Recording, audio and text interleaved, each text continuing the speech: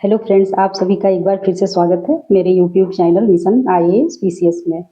यहाँ पर हम लोग पढ़ रहे हैं ज्योग्राफी एंड ज्योग्राफी में हम लोगों ने ये जो अपना दो इसके पार्ट्स कंप्लीट कर लिए हैं। एक तो है हमारा क्लाइमेटोलॉजी जलवायु विज्ञान एंड सेकंड है हमारा ओशनोग्राफी मतलब समुद्र विज्ञान। और ये दोनों जो इसके पार्ट्स हैं ये हम लोगों ने काफ़ी अच्छे से यहाँ पर डिस्कशन के थ्रू कंप्लीट किए।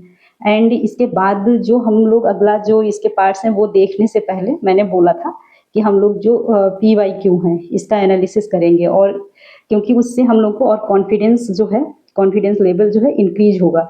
क्योंकि जब हम लोग देखेंगे जो यहाँ पर डिस्कस किया गया है उसके अकॉर्डिंग जो हमारे पहले क्वेश्चन आए हुए हैं, जब उसी के अकॉर्डिंग पहले क्वेश्चन आए हुए हैं तो फिर फ्यूचर में भी वहीं से क्वेश्चन जो है पूछने की संभावना अधिक होगी। इसलिए यहाँ पर हम लोग इसका दो रीजन है यहाँ पर ये जो PYQ डिस्कस करने का। एक तो आप लोगों को आइडिया भी लगेगा कि हमारे जो UPSC सिविल सर्विसेज जो प्रीलिम्स का एग्जाम है वहाँ पर कैसे क्वेश्चन पूछता है, एंड जो हम लोग पढ़ रहे हैं वो करेक्ट वे है या नहीं है। ये सब जानने के लिए ही यहाँ पर हम लोग ये जो सबसे पहले क्या है कि हम लोग क्लाइमेटोलॉजी के जो PYQ हैं वो यहाँ पर देख लेते हैं, प्रीवियस ईयर क्वेश्चन जो आए हुए हैं। एंड उसके बाद हम लोग आज जो इसके कुछ क्वेश्चंस अगर बचते हैं तो मैं नेक्स्ट क्लास में डिस्कस करूंगी इसी के और क्लाइमेटोलॉजी के। एंड इसके बाद जो हमारा होगा वो ओशनोग्राफी के। जब ये दोनों जो हैं जलवायु विज्ञान और समुद्र विज्ञान, इन दोनों के क्वेश्चन डिस्कस करने के बाद हम लोग अपना नेक्स्ट पार्ट स्टार्ट करेंगे जो ज्योग्राफी का है। तो और ज्योग्राफी जब कंप्लीट हो जाएगा तभी हम लोग सेकेंड जो हमारा सब्जेक्ट होगा GS का वो डिस्कस करेंगे। और ऐसे यहाँ पर 1 बाय 1 करके जो पूरा कंप्लीट GS यहाँ पर करवाया जाएगा डिस्कशन के थ्रू। यहाँ पर अच्छे से डिस्कस करते हुए, ये नहीं कि बस पॉइंट्स में मतलब एकदम फैक्ट वाइज बताते चले जाओ, ये सब नहीं। यहाँ कॉन्सेप्ट बेस्ड एंड डिस्कशन के थ्रू ही यहाँ पर जो प्रिपरेशन हम लोग करेंगे। तो यहाँ पर हम लोग देख लेते हैं जो हमारा है क्लाइमेटोलॉजी, और उससे जो अभी तक क्वेश्चंस आए हुए हैं हमारे UPSC सिविल सर्विसेज में, मेन हम लोग यहाँ पर वही क्वेश्चन देखेंगे। और यहीं से हमारे स्टेट PCS में भी क्वेश्चन जो आए हैं वो भी हम लोग देखेंगे। तो अभी आज हम लोग जो सिविल सर्विसेज UPSC में जो क्वेश्चन आए हैं वो देख लेते हैं। जैसे कि यहाँ पर आप लोग देख सकते हैं जो हमारा फर्स्ट क्वेश्चन है ये 2017 में आया है, यही UPSC में प्रीलिम्स में। और ये क्वेश्चन में क्या पूछा गया, जैसे कि जो हमारा भारतीय मानसून है, ठीक है, तो भारतीय मानसून का पूर्वानुमान करते समय कभी कभी समाचारों में उल्लिखित इंडियन ओशन डाइपोल IOD के संदर्भ में सही कथन कौन सा है। तो आप लोगों को याद होगा मैंने डिस्कस किया था जब हम लोग पढ़ रहे थे मानसून। तो मानसून में हम लोगों ने देखा था जो ये हमारा इंडियन ओशन डाइपोल है।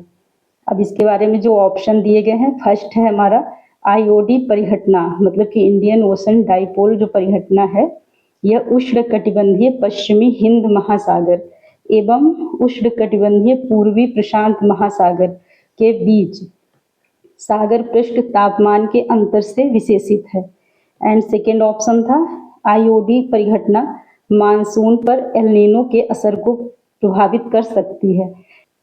तो फिर यहाँ पर अगर आप लोगों ने वीडियो देखा हुआ है तो आप लोगों के माइंड में इससे रिलेटेड जो मानसून जो यहाँ पर क्वेश्चन पूछा गया है आपके माइंड में अच्छे से इमेज बन रही होगी कि ये ऑप्शन जो है ये किसकी बात कर रहे हैं। जैसे कि जो हमारा डाइपोल था इंडियन ओशन डाइपोल, ये आप लोगों ने देखा था हिंद महासागर में ही बनता है, पूर्वी हिंद महासागर से पश्चिमी हिंद महासागर के बीच की ये घटना है, और जिसमें कि तापमान में अंतर देखने को मिलता है। आप लोगों ने देखा था, अगर जिन लोगों ने नहीं देखा तो वो लोग, ये मैंने यहाँ पर इसीलिए लिख दिया है, ये क्लाइमेटोलॉजी का पार्ट 20 जो है वो आप देख सकते हैं। जो हमारे वीडियोज के लिस्ट है उसमें पार्ट जो 20 है वहाँ पर आप लोगों को इससे रिलेटेड जो कॉन्सेप्ट है वो क्लियर हो जाएगा। और वहीं पर ये भी बताया गया है कि जो ये घटना है जो इंडियन ओशन डाइपोल की, ये मानसून पर एल नीनो के असर को प्रभावित कर सकती है। जब यहाँ पर एल नीनो आता है तो ये घटना पे इसका एल नीनो का इफेक्ट पड़ता है। ये सब वहाँ पर अच्छे से बताया गया है। वहाँ पर आप लोग एक बार, जिन लोगों ने नहीं देखा आप लोग वहाँ पर देखिएगा। एंड इसके बाद जो ये सेकंड क्वेश्चन यहाँ पर है ये है जो प्रीलिम्स के एग्जाम में 2024 में पूछा गया है। इसमें क्या है, जैसे कि जल वाष्प के संदर्भ में निम्नलिखित में से कौन सा कथन सही है, कौन सा या कौन से कथन सही हैं। तो इसमें फर्स्ट ऑप्शन में दिया गया था कि यह एक गैस है, मतलब जल वाष्प जो है ये है एक गैस है जिसकी मात्रा ऊंचाई के साथ घटती है। ठीक है, यहाँ पर ऊंचाई के साथ घटती है ये बोला गया है, और ध्रुवों पर इसका प्रतिशत कम होता है। इसमें ये दो स्टेटमेंट दिए गए थे। एंड इसके बाद ऑप्शन में जो है ये हमारा फर्स्ट ऑप्शन में दिया गया था कि केवल एक होगा करेक्ट, या केवल दो होगा, या फिर एक और दो दोनों होंगे, या कोई नहीं। जितने भी ये ऑप्शन है, मतलब जो स्टेटमेंट है उनमें से कौन से सही होंगे। तो यहाँ पर हम लोग देख लेंगे जो ये हमारा है। मैंने अच्छे से डिस्कस किया था जब हम लोग पढ़ रहे थे, जो वायुमंडल के संगठन है वहाँ पर हम लोगों ने अच्छे से देखा था।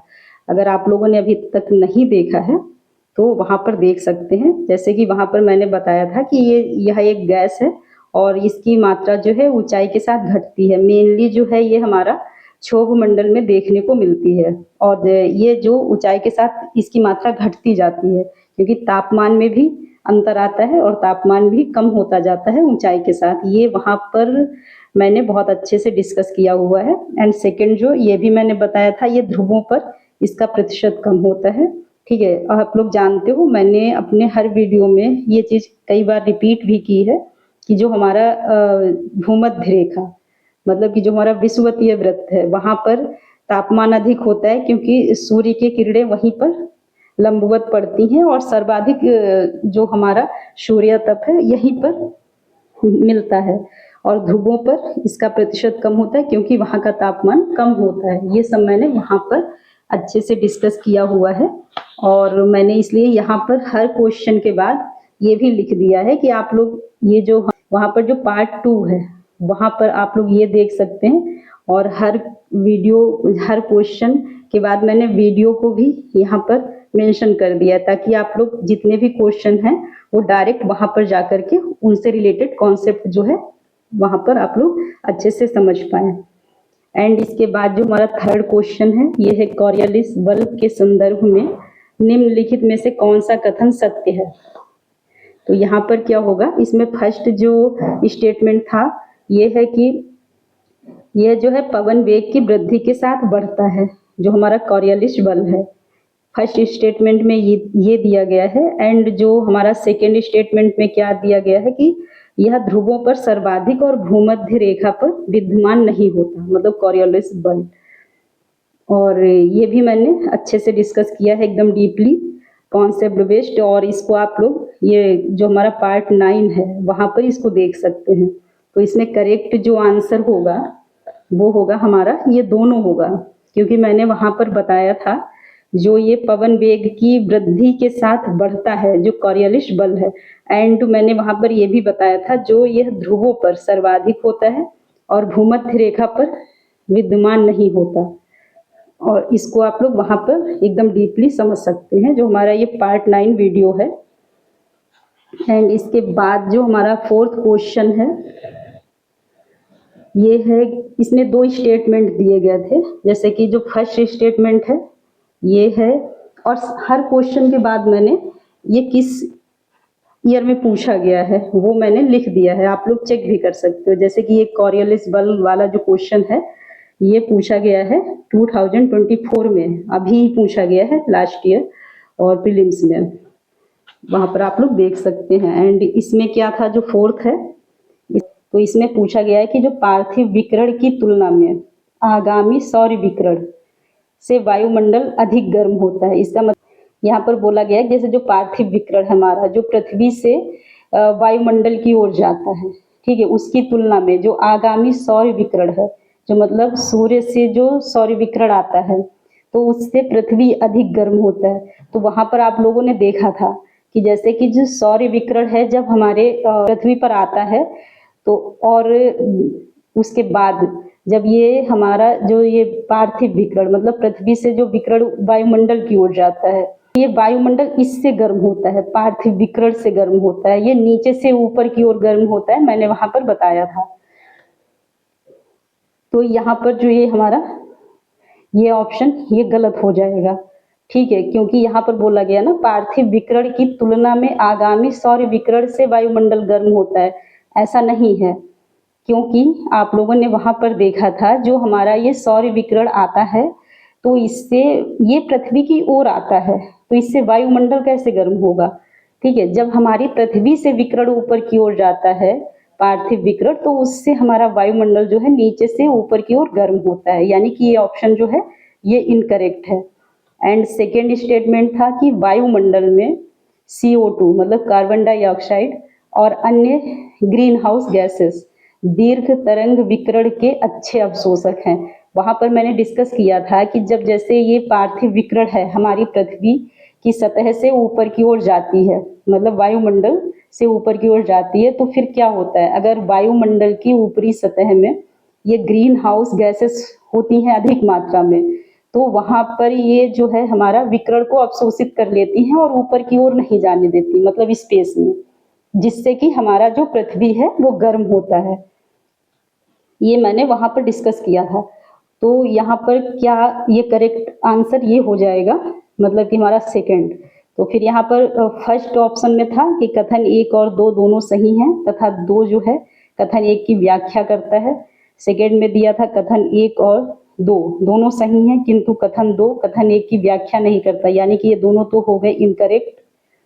इसके बाद कथन 1 सही है किंतु कथन 2 गलत है, ये भी हो गया इनकरेक्ट। एंड लास्ट है हमारा कथन 1 सही नहीं है किंतु कथन 2 सही है, यानी कि ये हो जाएगा करेक्ट।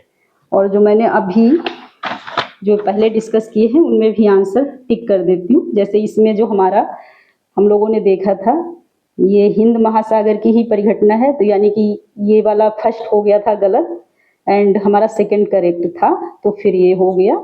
एंड इसमें जो था हमारा ये दोनों करेक्ट थे, यानी कि इसमें जो हमारा ऑप्शन सी करेक्ट हो गया था। एंड जो कॉरियलिस बल वाला जो क्वेश्चन था ये जो है ये भी इसमें भी ये दोनों करेक्ट थे, क्योंकि ध्रुवों पर सर्वाधिक होता है, तो इसका भी ऑप्शन सी करेक्ट हो जाएगा। इसके बाद हम लोग देख लेते हैं हमारा 5th क्वेश्चन। इसमें दिया गया है जैसे निम्नलिखित कथनों पर विचार कीजिए। तो इसमें जो हमारा फर्स्ट कथन है ये है जैसे उच्च मेघ जो है मुख्यतः सौर विकिरण को परावर्तित कर भूपृष्ठ को ठंडा रखने में मदद करते हैं, ये हमारा फर्स्ट जो स्टेटमेंट था। इसके बाद सेकंड था भूपृष्ठ से उत्सर्जित होने वाली अवरक्त विकिरणों का निम्न मेघ में उच्च अवशोषण होता है और इससे तापन प्रभाव होता है।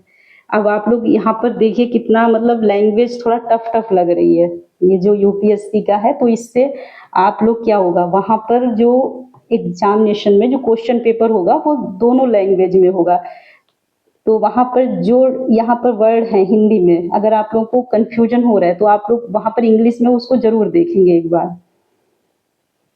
तो यहाँ पर मैंने जो हमारा पार्ट 5 है, ठीक है, वहाँ पर मैंने अच्छे से डिस्कस किया है, वहाँ पर आप लोग इसको अच्छे से समझ पाएंगे। जैसे कि मैंने बताया था जो हमारे उच्च मेघ होते हैं हाई क्लाउड्स, तो मैंने बोला था ना आप लोगों को शायद जिन लोगों ने देखा उन लोगों को याद आ रहा होगा, तो मैंने बताया था जब हमारे वायुमंडल में ऊपर की ओर जो उच्च मेघ होते हैं, जब वहाँ पर क्या होता है जो हमारा सौर विकिरण है वो उसको नहीं आने देते हमारे अर्थ तक, इसकी वजह से हमारे भूपृष्ठ मतलब पृथ्वी का तापमान कम रहता है, वो यहाँ पर बताया गया, यानी कि जो हमारा ये फर्स्ट ऑप्शन हो जाएगा करेक्ट।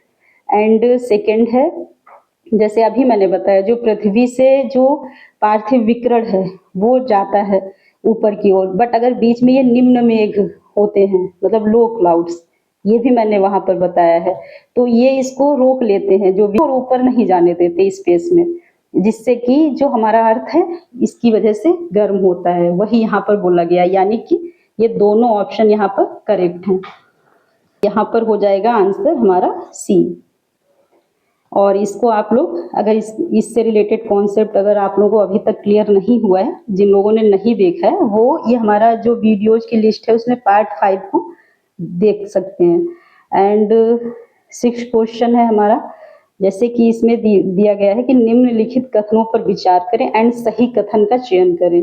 ये क्वेश्चन पूछा गया है यूपीएससी प्रीलिम्स 2020 में, और ये जो अभी इससे पहले मैंने डिस्कस किया ये पूछा गया है 2022 में।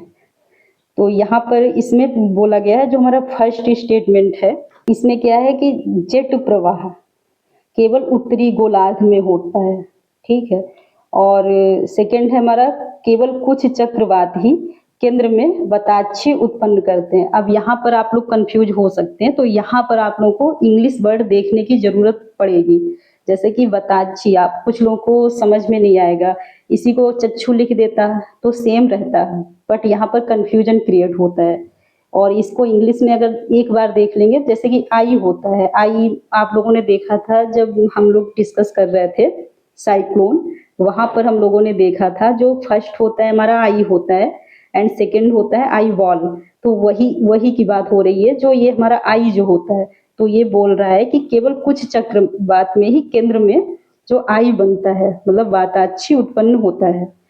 थर्ड जो स्टेटमेंट है ये है हमारा चक्रवाती जो वाताक्षी के अंदर का तापमान जो है आसपास के तापमान से कम होता है, ठीक है। तो जो आई होता है उस यहाँ पर बोल रहा है कि जो आई का टेम्परेचर होता है वो आसपास के, जो मैंने बोला ना आई वॉल है, ये सब जो है इनर रिंग है, आउटर रिंग है, मैंने वहां पर डिस्कस किया है।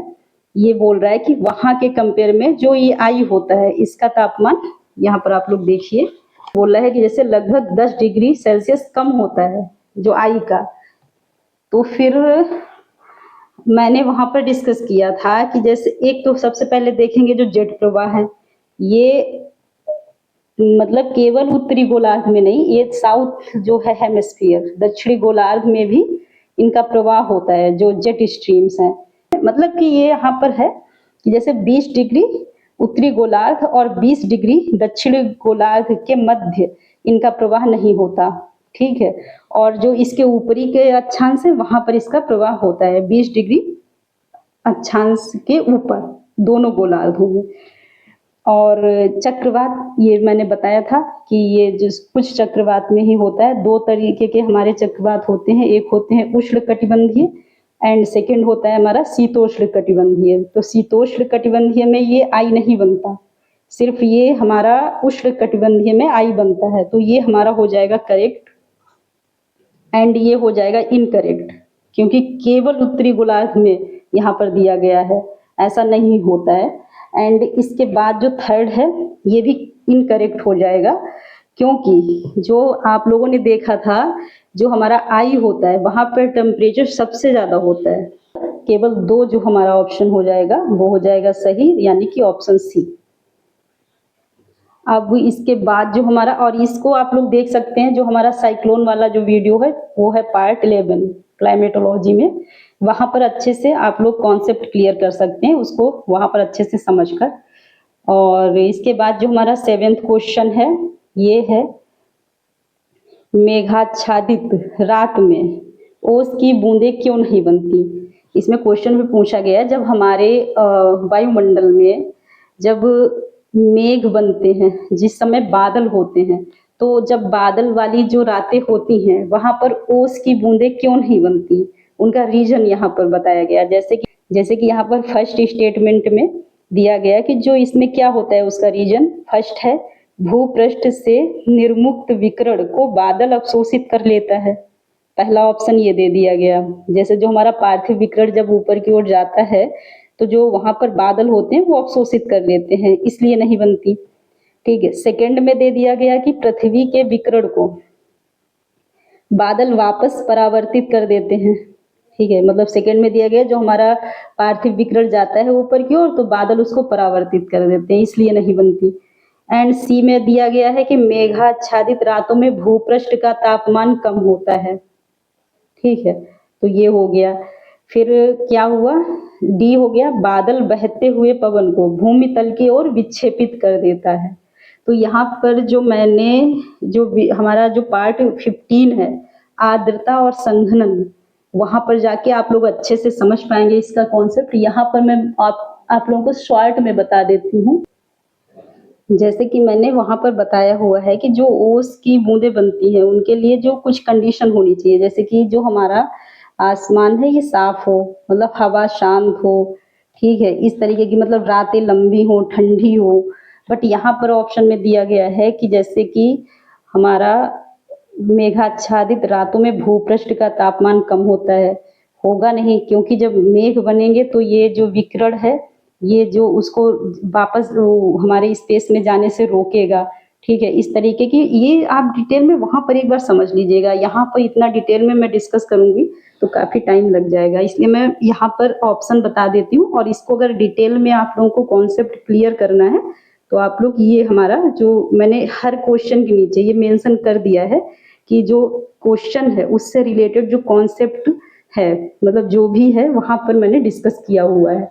तो यहाँ पर आप लोग जैसे कि देख पाएंगे जो हमारा बी ऑप्शन करेक्ट होगा, क्योंकि जो पृथ्वी के विकिरण को मैंने अभी बताया पिछले क्वेश्चन में, पृथ्वी के विकिरण को जो बादल हैं वापस परावर्तित कर देते हैं, ठीक है। तो ये हमारा बी ऑप्शन जो है यहाँ पर करेक्ट हो जाएगा। एंड इसके बाद हम लोग देख लेते हैं, और ये हमारा आया है, ये 2019 में आया है ये क्वेश्चन। तो आप लोग यहाँ पर देख पा रहे होंगे कि यहाँ जो है हमारे क्लाइमेटोलॉजी से लगातार क्वेश्चन पूछे जा रहे हैं, इसलिए ये जो हमारा बहुत मतलब इम्पोर्टेंट टॉपिक है इसको आप लोग अच्छे से रेडी करेंगे।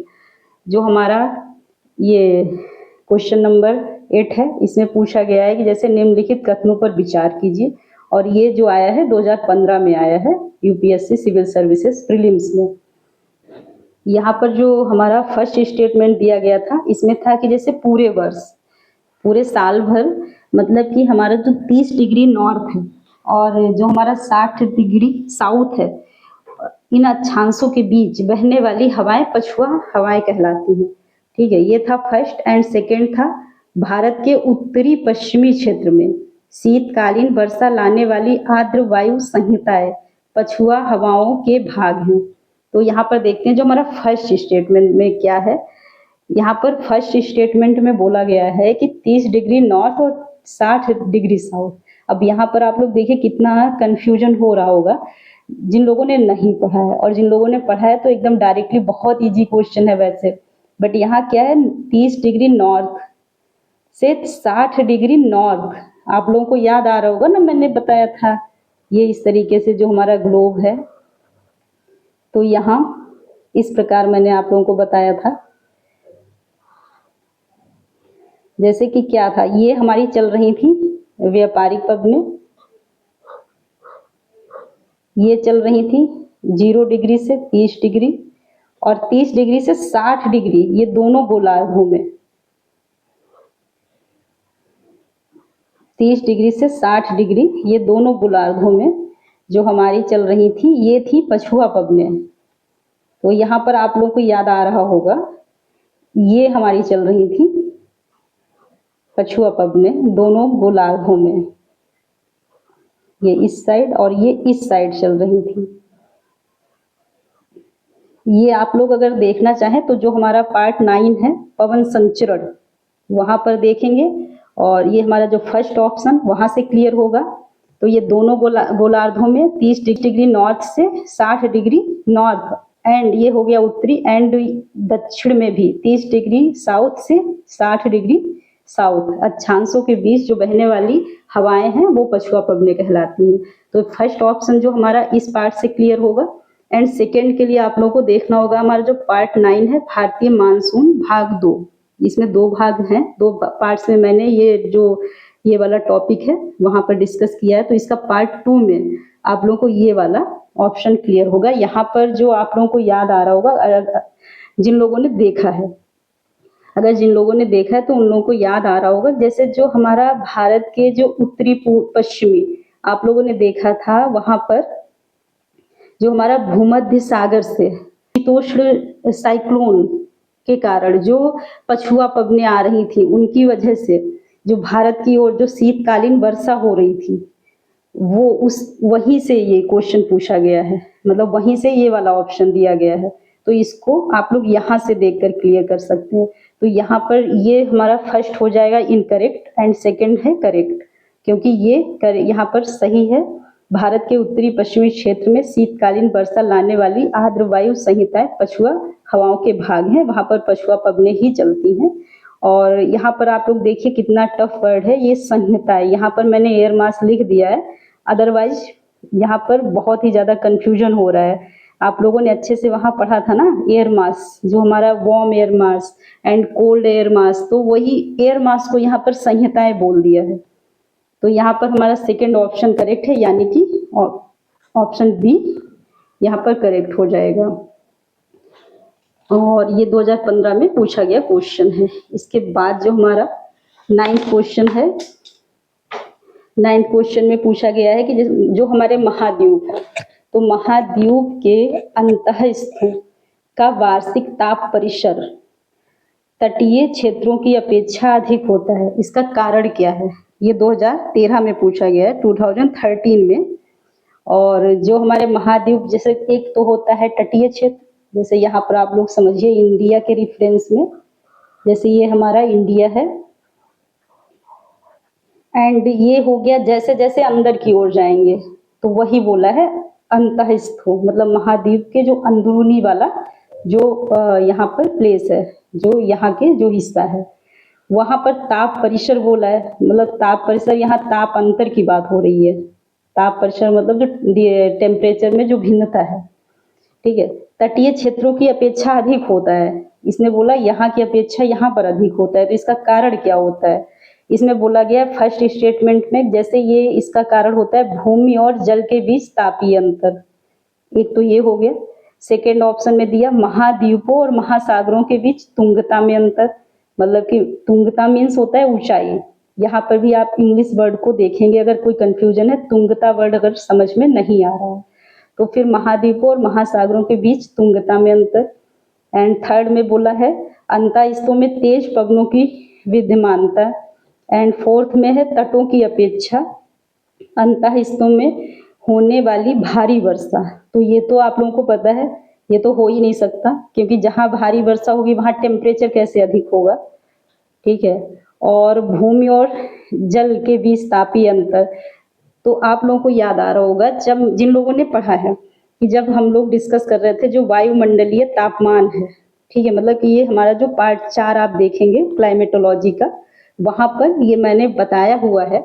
आप लोगों को पता है जो हमारे जल की जो विशिष्ट ऊष्मा जो है अधिक होती है और यहाँ की कम होती है, जो हमारा ये स्थलीय क्षेत्र होता है, और इसकी वजह से इसका इफेक्ट होता है तटीय क्षेत्र पर, और जैसे जैसे अंदर की ओर जाएंगे तो इसका इफेक्ट कम होता जाएगा और यहाँ का टेम्परेचर जो है अधिक होता जाएगा। तो ये हमारा करेक्ट हो जाएगा फर्स्ट। और इससे रिलेटेड जितना भी है डिटेल में आप लोग, मैं ज़्यादा यहाँ पर डिस्कस नहीं कर रही हूँ क्योंकि ज़्यादा टाइम ना लगे इसलिए, और मैंने इसी वजह से यहाँ पर हर क्वेश्चन नीचे मेंशन भी किया है ताकि आप लोग अगर जिन लोगों को देखना है वो वहाँ जाकर देख लेंगे, और जिन लोगों को क्लियर है तो मैं ज़्यादा टाइम नहीं वेस्ट करना चाहती, यही रीज़न है मैंने यहाँ हर क्वेश्चन के नीचे ये मेंशन करने का। तो ये हो गया हमारे। इसके बाद देख लेते हैं जो हमारा लास्ट, आज का जो हमारा लास्ट क्वेश्चन डिस्कशन का रहेगा, ये है हमारा 10th क्वेश्चन, क्योंकि और जो भी इससे रिलेटेड जो क्वेश्चन आए हुए हैं वो मैं अपने नेक्स्ट वीडियो में डिस्कस करूँगी, और उसके बाद मैं स्टार्ट करूँगी जो हमारा ओशनोग्राफी के जो क्वेश्चन आए हुए हैं। तो यहाँ पर हम लास्ट क्वेश्चन आज का देख लेते हैं जो 10th है हमारा। यह है सामान्यतः पृथ्वी की सतह से ऊंचाई बढ़ने के साथ तापमान में घटोतरी होती है। इसने ये बोला जैसे जैसे ऊंचाई की ओर बढ़ते जाते हैं पृथ्वी की सतह से तो तापमान घटता जाता है। ये 2012 में ये क्वेश्चन पूछा गया है सिविल सर्विसेज प्रीलिम्स के एग्जाम में, और यहाँ पर इसने बोल दिया कि ये घटता है। इसने बोला क्योंकि, इसने 3 स्टेटमेंट दिए हैं, और फर्स्ट में दिया गया है कि जो वायुमंडल है पृथ्वी की सतह से केवल ऊपर की ओर गर्म हो सकता है, एंड सेकेंड में है कि ऊपरी वायुमंडल में आर्द्रता अधिक होती है, ठीक है, और थर्ड है ऊपरी वायुमंडल में हवा जो है कम घनी होती है। तो फिर वही चीज़ यहाँ पर जैसे कि जो हमारा है वायुमंडल की संरचना में, मैंने इसको अच्छे से डिस्कस किया हुआ है। जैसे कि यहाँ पर क्या होगा कि जब मैंने अभी भी बोला और वहाँ पर तो बहुत अच्छे से डीपली डिस्कस किया, अभी मैंने बोला यहीं पर जो क्वेश्चन डिस्कस कर रही थी। मैंने बोला जब हमारी पृथ्वी से जो पार्थिव विकिरण है वायुमंडल में ऊपर की ओर जाता है तो नीचे से ऊपर की ओर जो हमारा वायुमंडल गर्म होता है, अभी भी मैंने बोला था, यानी कि जो हमारा फर्स्ट जो ऑप्शन होगा ये तो करेक्ट हो जाएगा, क्योंकि जो वायुमंडल है पृथ्वी की सतह से ऊपर की ओर गर्म होता जाता है। ठीक है, तो ये करेक्ट हो गया। एंड सेकंड है ऊपरी वायुमंडल में आर्द्रता अधिक होती है, तो ये तो एकदम बहुत इजी है। जैसे कि जैसे जैसे वायुमंडल में ऊपर की ओर जाएंगे तो आर्द्रता कम होती जाएगी, यहाँ पर जो वायु का घनत्व है वो भी कम होता जाता है। ये सब भी मैंने अच्छे से डिस्कस किया था, यहाँ पर आप लोग देख पाएंगे जा करके अच्छे से, अगर कॉन्सेप्ट क्लियर नहीं है इससे रिलेटेड। एंड थर्ड इसमें पूछा है जो वायु ऊपरी वायुमंडल में हवा कम घनी होती है, करेक्ट है। अभी मैंने बोला हवा का घनत्व है कम हो जाता है, क्योंकि वहां पर जैसे इसका रीजन भी मैंने बताया हुआ है ये सब होता क्यों, क्योंकि जैसे जैसे ऊपर जाएगी तो हमारा पृथ्वी का जो गुरुत्वाकर्षण बल है वो कम होता जाएगा।